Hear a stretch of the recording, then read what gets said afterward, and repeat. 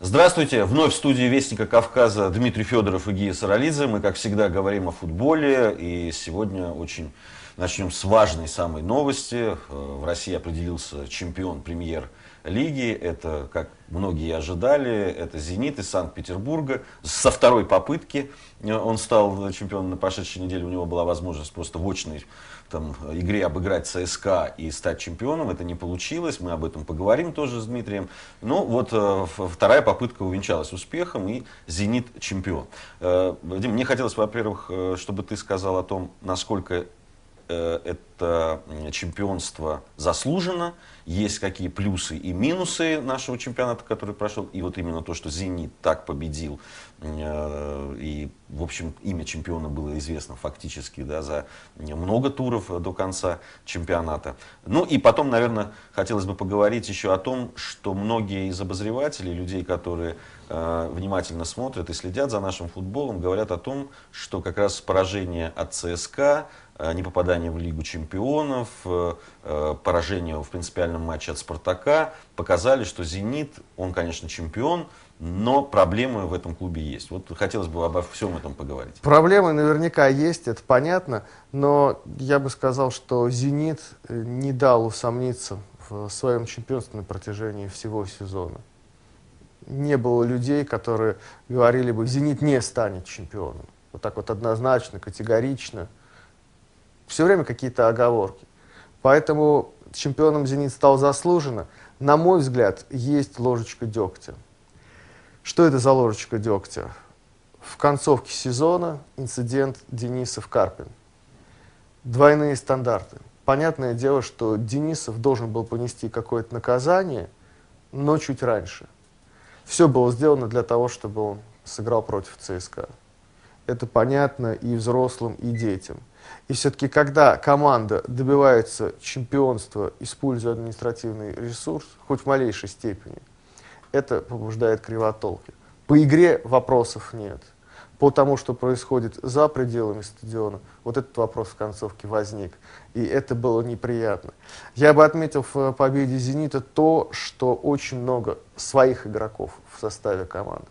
Пусть они вернулись и за большие деньги, и много критиковали менеджмент «Зенита» за то, что таким вот образом возвращает своих футболистов, перекупая их у других клубов, но факт остается фактом. Это редкое явление в современном спорте, чтобы свои воспитанники выступали за команду, не просто выступали, а еще и добивались успеха. И еще, что не понравилось, но что можно считать определенной тенденцией. Круг почета. Это обязательная вещь в футболе. А здесь футболисты хотели выполнить этот круг почета, но не смогли из-за своих же болельщиков, которые были агрессивны, и у которых была своя свадьба. Сломать ворота, с помощью зажигалок себе какой-то кусочек сетки урвать чемпионской, газон выхватывали болельщики. Да, потом устроили драку в центре города с ОМОНом. В общем, все по полной программе. Вот это как-то неприятно. Но в целом я бы сказал, что «Зенит», конечно, показал очень качественный футбол при тренере, который только в межсезонье появился.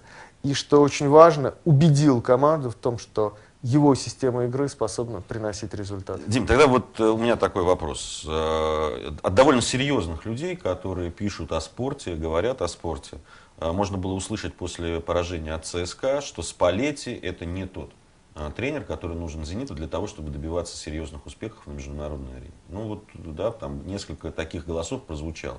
Приводят в пример, как я уже сказал, поражение от Осера, когда «Зенит» не смог пробиться в Лигу чемпионов, в принципиальном матче со «Спартаком» и в принципиальном матче с ЦСКА. Вот эти поражения, все говорят, что вот это показывает то, что клуб не готов к каким-то серьезным свершениям на международной арене. Как ты относишься к этим словам?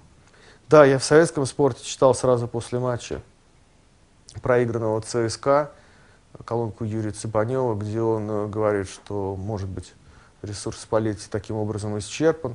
Тем более сразу же вспомнили многие, он и в Италии в решающих матчах, как правило, проигрывал. Это первый его титул чемпионский вообще в карьере.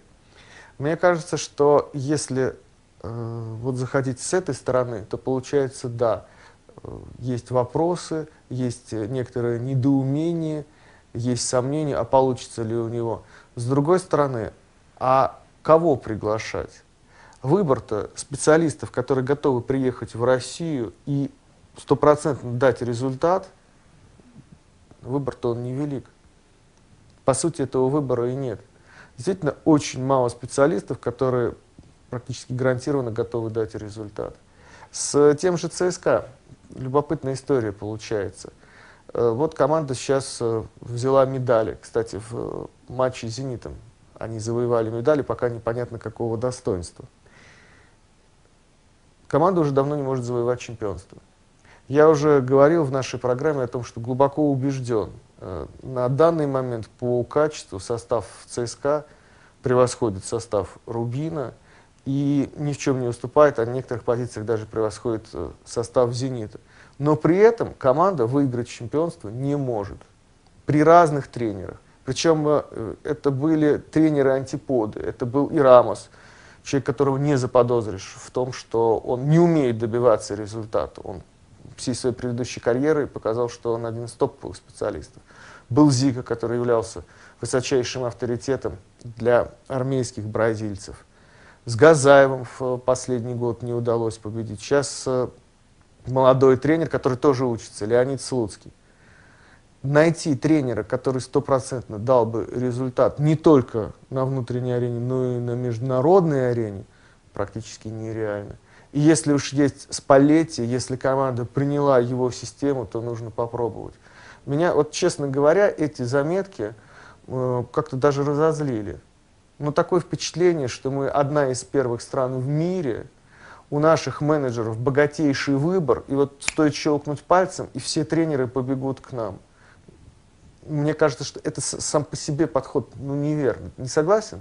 Да, я абсолютно согласен. И вообще мне кажется, что очень рано говорить о Спалетти как о человеке, который выработал свой ресурс. Тем более, что он убедительно выиграл чемпионат внутренний. Все-таки это какое-то неуважение, по-моему, к собственному чемпионату, когда люди говорят, что чемпионат это чемпионат, а международная арена это международная арена. Все-таки надо, на мой взгляд, относиться к своему чемпионату уважительней.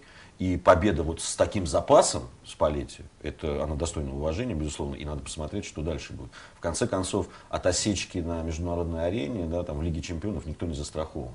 И в этом плане, наверное, будет показательный следующий сезон, как раз Лига чемпионский. Да, и интересно, как команда выступит в Лиге Европы.